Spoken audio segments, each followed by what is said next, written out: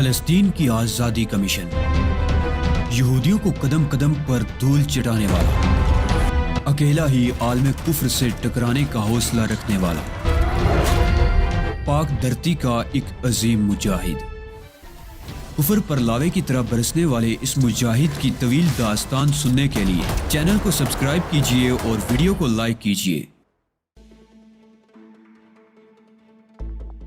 سردار کے جھونپڑے میں داخل ہوتے ہی تمہارے ساتھی نے سردار پر حملہ کر کے اسے بھی قید کر لیا۔ تم لوگوں نے سردار کو اس سے رہا کیوں نہیں کرا لیا؟ میں نے غصیلے لہجے میں کہا، تم اتنے بہت سے لوگ اور وہ اکیلا ہے، تم کس بات کا انتظار کرتے رہے؟ ہم سردار کو اس سے رہا کرا چکے ہوتے، مگر ہمیں سردار کی جان کا خطرہ ہے۔ اس شخص نے کہا، جان کا خطرہ؟ میں حیران رہ گیا، مگر میرا ساتھی مسلح تو نہیں تھا؟ ہاں، وہ مسلح نہیں تھا، مگر اب وہ مسلح ہے۔ اس کے پاس ایک بندوق ہے۔ اس کے پاس بندوق کیسے پہنچی؟ سردار جھونپڑے میں گیا تھا تو اس کے پاس قزاقوں سے ہاتھ آئی ہوئی ایک بندوق تھی۔ تمہارے ساتھی نے سردار سے بندوق چھین کر اپنے قبضے میں کر لی۔ میرا دماغ گھوم گیا۔ اولیو ہاورڈ میرے لیے مسئلہ بنتا جا رہا تھا۔ کیا بستی کا کوئی آدمی جھونپڑے میں گیا تھا؟ میں نے خود پر ضبط کرتے ہوئے پوچھا۔ نہیں، اس شخص نے کہا، سردار کی جان کے خوف سے ہم نے ایسی کوئی کوشش بھی نہیں کی۔ پھر تمہیں یہ کیسے معلوم ہوا کہ وہاں کیا اور کیسے ہوا؟ جو باتیں تمہارے علم میں آئی ہیں وہ سردار ہی کے ذریعے ہمیں معلوم ہوئی ہیں۔ اس نے بستی والوں کو مختصراً صورتحال سے آگاہ کر دیا تھا۔ سردار تو اس کی قید میں ہے۔ میں چونک کر بولا، پھر سردار نے تمہیں صورتحال سے آگاہ کیسے کیا؟ اس نے جھونپڑے کے اندر سے بآواز بلند اپنے یرغمال بنا لیے جانے کا اعلان کیا تھا اور ہمیں ہدایت کی تھی کہ تمہاری واپسی تک کوئی جھونپڑے کے نزدیک نہ آئے۔ تمہیں معلوم نہیں ہو سکا کہ میرا ساتھی چاہتا کیا ہے۔ اگر وہ ہماری زبان جانتا تو یقیناً کوئی نہ کوئی مطالبہ کرتا، مگر وہ ہماری اور ہم اس کی زبان سے ناواقف ہیں، لہٰذا میں یہ پتہ چل ہی نہیں سکتا کہ اس کا مقصد کیا ہے۔ مرجانہ کہاں ہے؟ کیا اس نے اسے بھی قیدی بنا رکھا ہے؟ ہاں، وہ بھی اندر ہی مقید ہے۔ اس نے مرجانہ کے ساتھ کوئی نازیبا سلوک تو نہیں کیا؟ میں نے بے تابی سے پوچھا۔ میرا خیال ہے اس نے مرجانہ سے کوئی زیادتی نہیں کی۔ اگر ایسا ہوتا تو سردار نے ہم سے کہہ دیا ہوتا اور ہم ساری مصلحتیں بالائے طاق رکھ کر اس پر ٹوٹ پڑتے۔ میں سوچ میں پڑ گیا۔ یہ اندازہ کرنا مشکل تھا کہ اولیو ہاورڈ نے خود کو بندشوں سے کیسے آزاد کر لیا ہوگا، لیکن یہ حقیقت تھی کہ جتنی بلند سطح کا وہ ایجنٹ تھا، اس کے پیش نظر اس سے کسی بھی غیر متوقع کارنامے کی توقع کی جا سکتی تھی۔ وہ مجھے دھمکیاں دیتا رہا تھا۔ اس نے کہا تھا کہ اگر اسے باندھا گیا تو نتیجہ اچھا نہیں نکلے گا۔ مجھے اسی وقت اس کی دھمکیوں کا سنجیدگی سے نوٹس لینا چاہیے تھا۔ مجھے چاہیے تھا کہ خود اسے باندھتا۔ وہ کسی اور کے قابو میں آنے والی شے نہیں تھا، مگر اس وقت میرا ذہن الجھا ہوا تھا۔ میں قزاقوں سے نمٹنے کے لیے حکمت عملی ترتیب دینے میں مصروف تھا اور اسی ذہنی مصروفیت کے باعث میں اس کی دھمکیوں پر توجہ نہیں دے سکا جو مجھے در حقیقت دینا چاہیے تھی۔ غلطی میری تھی۔ اولیو ہاورڈ کی رگ رگ سے واقف ہونے کے باوجود میں نے اس کی طرف سے غفلت برتی تھی۔ اسے مستقل ساتھ رکھنا اور ہمہ وقت قابو میں رکھنا بجائے خود دنیا کا دشوار ترین کام تھا جس کے لیے میں محض اپنا وعدہ پورا کرنے کی خاطر مجبور تھا۔ سردار نے کہا تھا کہ جب تم واپس آ جاؤ تو تم سے مشورہ کیا جائے اور تمہارے مشورے پر عمل کیا جائے۔ ہم تمہارے مشورے کے منتظر ہیں سیدی۔ ہمارے لیے کیا حکم ہے؟ ایک اور شخص نے کہا، میں خود الجھن میں پڑ گیا ہوں بزرگ محترم۔ معاملہ بہت نازک ہے۔ 3 افراد اس کے قبضے میں ہیں۔ اگر کچھ کرنے کی کوشش کی گئی تو تینوں کی زندگیاں خطرے میں پڑ سکتی ہیں۔ ہم تو اس سے ناواقف ہیں، مگر تم تو اس سے واقف ہوگے۔ وہ تمہارا ساتھی ہے، تم ہی اسے نمٹنے کا کوئی طریقہ بتا سکتے ہو۔ ایک شخص بولا، اگر وہ تمہارا ساتھی ہے تو تم اس سے خوف زدہ کیوں ہو اور اسے رسیوں سے کیوں جکڑ دیا گیا تھا؟ ایک اور شخص نے کہا، تم نے ہمارے لیے اتنا بڑا کارنامہ سر انجام نہ دیا ہوتا تو ہم جواب میں تمہیں یرغمال بنا لیتے۔ مجمع میں سے ایک تیسری آواز آئی، آپ لوگ جذباتی ہو رہے ہیں۔ میں نے پرسکون لہجے میں کہا، اور جذباتیت ہمیشہ غلط فیصلے کراتی ہے۔ دل و دماغ کو ٹھنڈا رکھنے کی کوشش کیجیے۔ ہمیں یہ تو معلوم ہونا چاہیے کہ وہ شخص ہے کون جس نے ہمارے سردار کو یرغمال بنانے کی جرأت کی۔ وہ ایک انتہائی خطرناک آدمی ہے جس کے ساتھ مجھے ایک مجبوری میں سفر کرنا پڑ رہا ہے۔ میں نے دبنگ انداز میں کہا، سردار ابو الحسن تمام تفصیلات سے واقف ہے اور اس کے بعد اس بات کی گنجائش نہیں رہ جاتی کہ فردن فردن ہر شخص کو تمام باتوں سے آگاہ کروں۔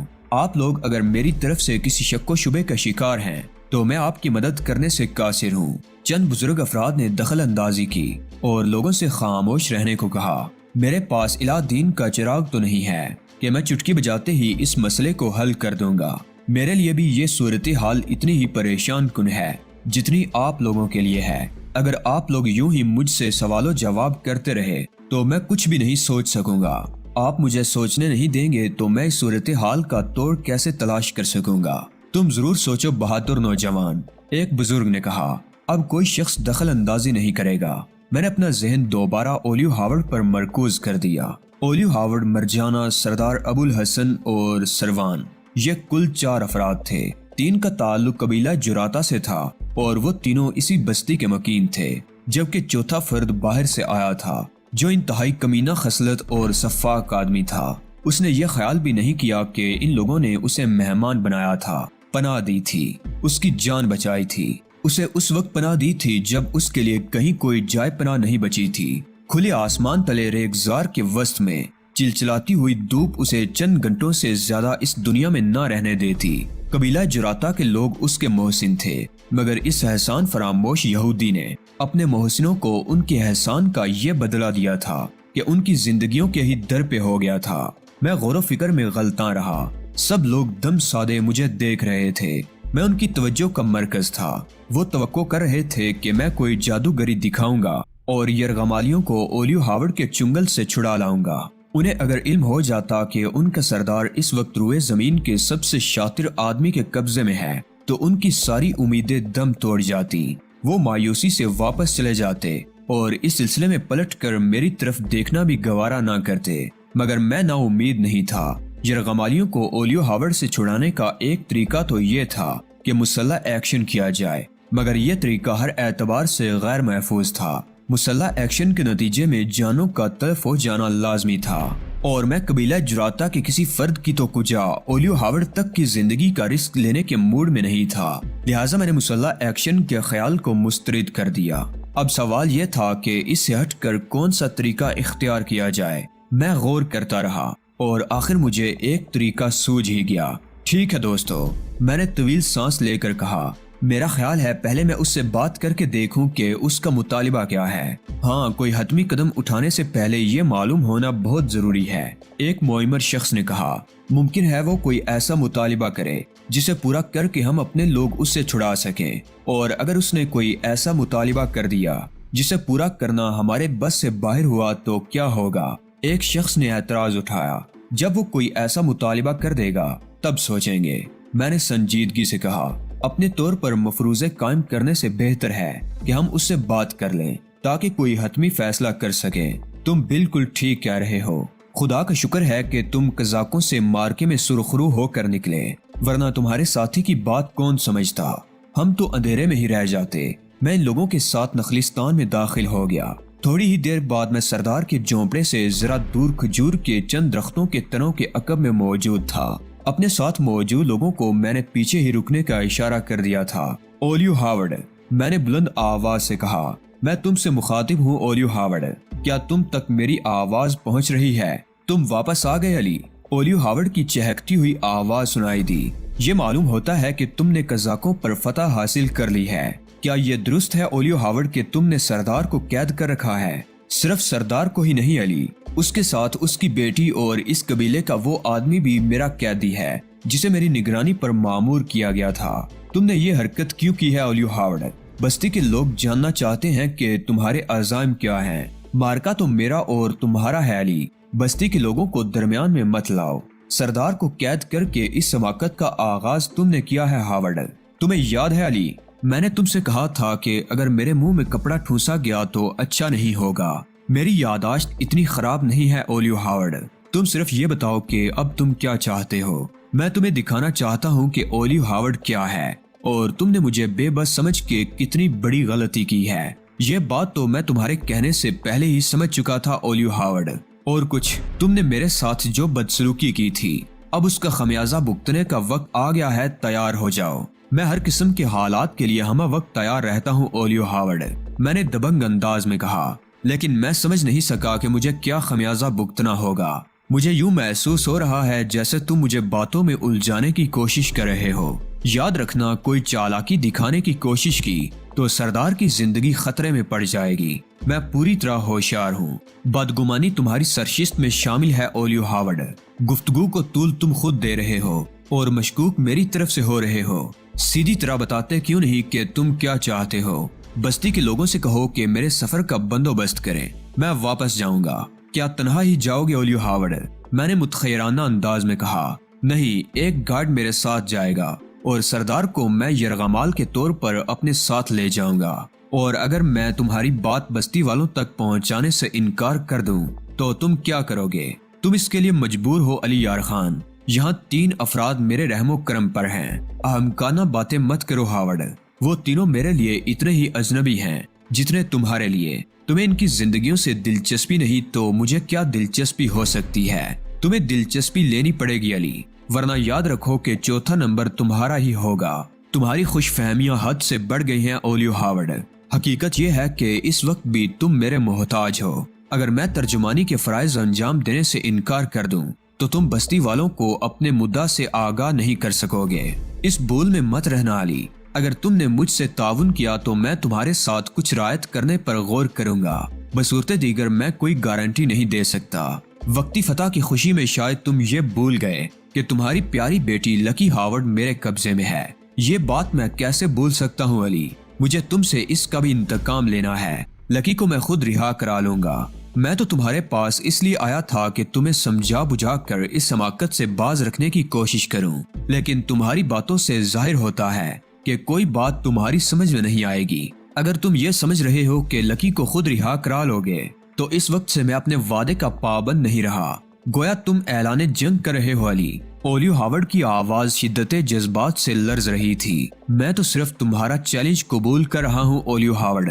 یہاں سے ہم دونوں کے درمیان مقابلہ شروع ہونے جا رہا ہے۔ تم اپنے طور پر لکی کو رہا کرانے کی کوشش کرنا۔ اس کے لیے سب سے پہلے تو تمہیں یہاں سے نکلنا ہوگا۔ یہاں سے نکلنے کے لیے تمہیں اچھا خاصا وقت برباد کرنا پڑے گا۔ پہلے تم ان لوگوں کو اپنا مدعا سمجھاؤ گے، معلوم نہیں اس میں تمہیں اپنا کتنا وقت صرف کرنا پڑے، پھر تم یہاں سے نکلو گے۔ تمہاری زندگی ہر وقت داؤ پر لگی رہے گی۔ تم نے سردار اور اس کی بیٹی کو یرغمال بنا کر پورے قبیلے کو اپنا دشمن تو ویسے ہی بنا لیا ہے۔ ممکن ہے کسی کا داؤ لگ جائے اور وہ تمہیں قتل کرنے میں کامیاب ہو جائے۔ بکواس مت کرو علی۔ اولیو ہاورڈ کی دھاڑ سنائی دی۔ میرا نام اولیو ہاورڈ ہے۔ یہ 2 ٹکے کے لوگ مجھے کیا قتل کریں گے؟ فرض کرو تم یہاں سے بچ نکلنے میں کامیاب ہو جاتے ہو، بلکہ اس صحرا سے بھی نکل جاتے ہو، تب بھی تمہارے پاس اس بات کی کوئی ضمانت نہیں ہے کہ تم لکی ہاورڈ تک بھی پہنچ سکو گے۔ مجھے معلوم ہے کہ وہ گوٹے ہل میں جنرل ٹیریس کی قیاد میں ہے۔ میں اسے بآسانی چھڑا لوں گا۔ یہ تمہارا مفروضہ ہے اولیو ہاورڈ۔ فرض کرو یہ مفروضہ غلط ثابت ہو گیا تو تم کیا کرو گے؟ یہ مفروضہ نہیں ہے، مجھے اس بات کا یقین ہے۔ لکی گوٹے ہل کے علاوہ کہیں اور نہیں ہو سکتی۔ تم یہ بول رہے ہو اولیو ہاورڈ کہ میں تم سے کافی پہلے یہاں سے نکل جاؤں گا، اور لکی کو حاصل کرنے کے لیے تمہیں مجھ سے پہلے اس تک پہنچنا ہوگا۔ میرے لیے یہ کھیل بہت دلچسپ ہوگا اور اس دوڑ میں تمہیں شکست دے کر مجھے بڑی خوشی ہوگی۔ مجھے کہنے دو اولیو ہاورڈ کہ تم انتہائی گاؤدی اور پرلے درجے کے احمق ہو اور تمہاری کھوپڑی میں بوسہ بھرا ہوا ہے۔ کیا تمہارے خیال میں میرے پاس اس قدر فالتو وقت ہے کہ میں اسے یوں برباد کرتا پھروں گا؟ ارے مجھے لکی ہاورڈ تک پہنچنے کی کیا ضرورت ہے؟ میں تو کسی بھی شہر سے ایک فون کروں گا اور اپنے دوستوں سے جن کی تحویل میں لکی ہے کہوں گا کہ اسے فوراً ٹھکانے لگا دیا جائے۔ اس کے بعد میں اپنے کام دھندوں میں مصروف ہو جاؤں گا۔ تم ایسا نہیں کر سکتے علی، اولیو ہاورڈ چلایا۔ تم سب کچھ کر سکتے ہو اولیو ہاورڈ، اور میں کچھ بھی نہیں کر سکتا۔ تم نے اپنے ان محسنوں کو یرغمال بنا رکھا ہے جنہوں نے اس وقت تمہاری زندگی بچائی جب تم موت کی دہلیز پر قدم رکھ چکے تھے۔ اگر میں تمہاری بربریت کی داستانیں لکھنے بیٹھ جاؤں تو ہزاروں صفحات سیاہ ہو جائیں گے۔ نہیں اولیو ہاورڈ، میں سوچتا ہوں کہ تمہیں سزا دینے کے لیے اس ارادے کو عملی جمع پہنانا بہت ضروری ہے۔ میں جا رہا ہوں اولیو ہاورڈ۔ ٹھہر جاؤ علی۔ اولیو ہاورڈ کی چیخ سنائی دی۔ میں تمہاری ہر بات ماننے کے لیے تیار ہوں۔ جو تم کہو گے میں وہی کروں گا۔ اب مجھے تم سے کچھ نہیں کہنا ہاورڈ۔ تم سے کوئی توقع رکھنا ہی فضول ہے۔ تم تو ایک بچھو ہو جس کی فطرت ہی ڈنک مارنا ہے۔ یہ دیکھے بغیر کہ ڈنک کس کے لگے گا۔ مت جانا علی، میں باہر آ رہا ہوں۔ اولیو ہاورڈ کی بے تابانہ آواز سنائی دی۔ خبردار اولیو ہاورڈ، میں چیخا۔ میرے ہاتھ میں اسٹین گن ہے، اگر تم نے جھونپڑے سے باہر قدم بھی رکھا تو میں تمہیں بھون کر رکھ دوں گا۔ میں ہتھیار پھینک رہا ہوں علی، تم سردار سے تصدیق کر سکتے ہو۔ اب تک سردار کی آواز کیوں نہیں سنائی دی؟ میں نے للکار کر پوچھا، مگر میرے ہونٹوں پر ایک شریر سی مسکراہٹ جسے دیکھنے والا وہاں کوئی نہیں تھا۔ میں نے اسے خاموش رہنے کا اشارہ کر دیا تھا۔ میں بندوق سردار کے حوالے کر رہا ہوں، لیکن تم پہلے اس سے کہہ دو کہ بندوق ہاتھ میں آتے ہی یہ کہیں مجھ پر گولی ہی نہ چلا دے۔ سردار ابو الحسن، میں نے عربی میں پکارا، جھونپڑے کی صورتحال بتائیں، ہماری زندگیاں خطرے میں ہیں سیدی علی۔ تمہارا ساتھی ہم پر بندوق تانے کھڑا ہے، پتہ نہیں وہ کیا چاہتا ہے۔ آپ خواہ خوف زدہ ہو رہے ہیں سردار محترم، وہ بیچارہ تو آپ کو آپ کی بندوق واپس کرنا چاہ رہا ہے، تمہیں مذاق سوچ رہا ہے۔ یہ مذاق نہیں ہے سردار محترم، میں نے بڑی مشکل سے اسے ہتھیار پھینکنے پر آمادہ کیا ہے، مگر اب وہ ڈر رہا ہے۔ اسے خوف ہے کہ کہیں بندوق ہاتھ میں آتے ہی آپ اس پر گولی نہ چلا بیٹھیں۔ اگر مجھے موقع مل گیا تو میں اسے ہرگز نہیں چھوڑوں گا۔ ایسے شخص کو قتل کرنا تو بڑے ثواب کا کام ہوگا۔ ایسا نہ کرنا سردار محترم، اس کی زندگی میرے لیے بڑی قیمتی ہے۔ تم احمق ہو سیدی علی، تمہیں آدمی کی پہچان نہیں ہے۔ احسان فراموش آدمی کو تو ایک لمحے کے لیے بھی زندہ نہیں رہنا چاہیے۔ میں آپ سے متفق ہوں سردار محترم، لیکن اس وقت تو میں نے اس سے وعدہ کر لیا ہے کہ آپ اس پر گولی نہیں چلائیں گے۔ میری بات کے جواب میں چند لمحے سکوت چھایا رہا، پھر اچانک جھونپڑے سے کسی کے کراہنے کی آواز آئی، ساتھ ہی ایسی آواز بھی آئی تھی جیسے کوئی وزنی چیز دب سے گری ہو۔ کیا بات ہے؟ اندر کیا ہو رہا ہے؟ میں نے بوکھلا کر عربی اور پھر انگریزی میں پوچھا۔ کوئی خاص بات نہیں ہے، اولیو ہاورڈ کی آواز ہے۔ سردار نے مجھ پر حملہ کرنے کی کوشش کی تھی، میں نے اسے ذرا ایک پٹخنی لگائی ہے، مگر اس نے تو وعدہ کیا تھا کہ تم پر گولی نہیں چلائے گا۔ وعدے کا پابند آدمی ہے، اس نے گولی چلانے کی نہیں بلکہ بندوق کے بٹ سے مجھے نشانہ بنانے کی کوشش کی تھی۔ میں جنجلا گیا۔ سردار نے سخت حماقت کا ثبوت دیا تھا، اگر اسے کوئی نقصان پہنچا اولیو ہاورڈ تو تمہارے حق میں اچھا نہیں ہوگا۔ ایک پٹخنی میں جتنا نقصان کسی کو پہنچ سکتا ہے اسے اس سے زیادہ نقصان نہیں پہنچا۔ اب مجھے بتاؤ کہ میں کیا کروں؟ بندوق ہاتھ میں لے کر باہر نکل آؤ، لیکن یہ ذہن میں رکھنا کہ میں آڑ میں ہوں اور میرے ہاتھ میں اسٹین گن ہے جس کا رخ تمہاری ہی طرف ہے۔ چند ہی لمحوں بعد جھونپڑے سے اولیو ہاورڈ برآمد ہوا۔ سورج ڈوبنے کے بعد ملگجا اندھیرا پھیل چکا تھا، مگر اتنی روشنی ابھی موجود تھی کہ اولیو ہاورڈ مجھے صاف نظر آ رہا تھا۔ وہ جھونپڑے سے باہر نکلا اور چند قدم چل کر رک گیا۔ وہ میری جانب سے اگلی ہدایت کا منتظر تھا۔ بندوق پھینک دو اور چند قدم مزید آگے آؤ، میں نے حکم دیا۔ اولیو ہاورڈ نے میرے حکم کی حرف بحرف تعمیل کی۔ بستی کے لوگوں نے یہ منظر دیکھ کر فلک شگاف نعرے لگائے۔ میں کھجور کے تنے کی اوٹ سے باہر نکل آیا۔ اسٹین گن میں نے اولیو ہاورڈ پر تان رکھی تھی۔ ہاتھ اوپر اٹھاؤ اولیو ہاورڈ، میں نے سخت لہجے میں کہا، تمہاری جام تلاشی ہوگی۔ اولیو ہاورڈ نے ہاتھ اٹھا دیے۔ میں نے بستی کے ایک شخص سے اولیو ہاورڈ کی جام تلاشی لینے کو کہا۔ اس کی جام تلاشی لی گئی، مگر اس کے پاس سے کچھ بھی برآمد نہیں ہوا۔ کیا اب میں اپنے ہاتھ گرا سکتا ہوں؟ اولیو ہاورڈ نے مزمل آواز میں پوچھا۔ میں نے سر کے اشارے سے اسے ہاتھ گرانے کی اجازت دی اور آگے بڑھ کر زمین پر پڑی ہوئی بندوق اٹھا لی۔ میرے ساتھ آؤ اولیو ہاورڈ، میں نے جھونپڑے کی طرف بڑھتے ہوئے کہا۔ جھونپڑے کے اندر مرجانہ نے مشال روشن کر دی تھی، جس کی روشنی میں میں نے اسے سردار پر جھکے دیکھا۔ سردار زمین پر جھکا گہری گہری سانسیں لے رہا تھا۔ پیال کے بستر پر سروان پڑا تھا، جس کے ہاتھ اور پیر انہی رسیوں سے بندھے ہوئے تھے جن سے اولیو ہاورڈ کو باندھا گیا تھا۔ سردار کے منہ میں کپڑا بھی وہی ٹھسا ہوا تھا جو اس نے میرے کہنے پر اولیو ہاورڈ کے منہ میں ٹھونسا تھا۔ اسے کھولو، میں نے اولیو ہاورڈ کی طرف پلٹ کر غصیلے لہجے میں کہا اور سردار کی طرف بڑھ گیا۔ بابا کو کیا ہو گیا سیدی علی؟ مرجانہ نے میرے شانوں پر اپنے ہاتھ رکھتے ہوئے کپ کپاتی ہوئی آواز میں پوچھا۔ تشویش کی کوئی بات نہیں سیدہ مرجانہ، میں نے اس کے نرم و ملائم ہاتھ سہلا کر اسے تسلی دی۔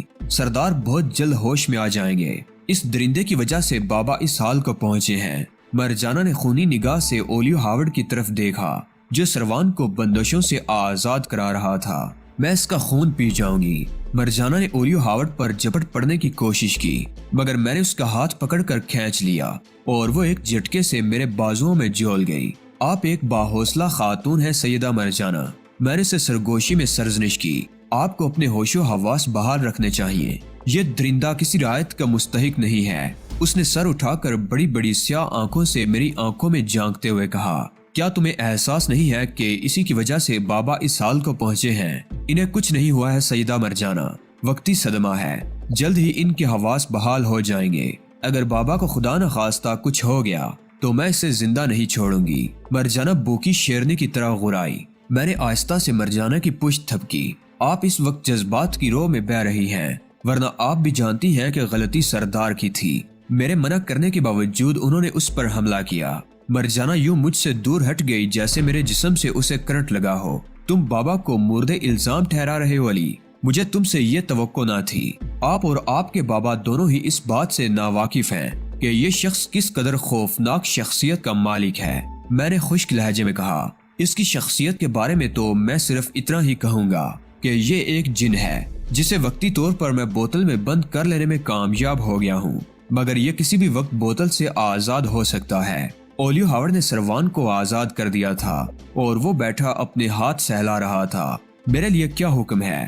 سروان نے مجھ سے پوچھا۔ تمہیں اس شخص کی نگرانی کے لیے چھوڑا گیا تھا اور یہ شخص آزاد بھی نہیں تھا، رسیوں سے جکڑا ہوا تھا۔ پھر یہ کیسے ممکن ہوا کہ تم خود اس کے قیدی بن گئے؟ میں نے سروان سے پوچھا۔ مجھے نہیں معلوم کہ اس نے خود کو کیسے آزاد کرایا۔ جب باہر فائرنگ شروع ہوئی تو میں جھونپڑے کے دروازے پر جا کر باہر کا منظر دیکھنے لگا۔ ذرا ہی دیر بعد اس نے اچانک عقب سے مجھ پر حملہ کیا اور پھر اس نے پتہ نہیں کیا کیا، میں بے ہوش ہو گیا۔ سروان نے اپنی گردن سہلاتے ہوئے کہا، میری گردن میں تکلیف ہو رہی ہے، شاید اس نے میری گردن کے ساتھ کچھ کیا تھا۔ جب مجھے ہوش آیا تو میں اس کی جگہ پیال کے بستر پر پڑا تھا، میرے ہاتھ پیر بندھے ہوئے تھے اور میرے منہ میں کپڑا ٹھسا ہوا تھا۔ یہ شخص جھونپڑے کے وسط میں کھڑا تھا اور اس کے ہاتھ میں بندوق تھی جس کی زد پر اس نے سردار اور سیدہ مرجانہ کو لے رکھا تھا۔ اس کے بعد پھر باہر سے آپ کی آواز آئی اور اس نے بندوق سردار کے حوالے کر دی۔ سردار نے بندوق کے بٹ سے اس پر حملہ کرنا چاہا تو اس نے پتہ نہیں کیا کیا کہ سردار اچھل کر دور جا گرے اور بے ہوش ہو گئے۔ اس کے بعد کے حالات آپ کے علم میں ہیں۔ ٹھیک ہے، تم جا سکتے ہو، میں نے سروان سے کہا۔ تمہارا کام ختم ہو گیا۔ تم حیران تو بہت ہو رہے ہوگے علی کہ میں نے خود کو رسیوں سے کیسے آزاد کر لیا۔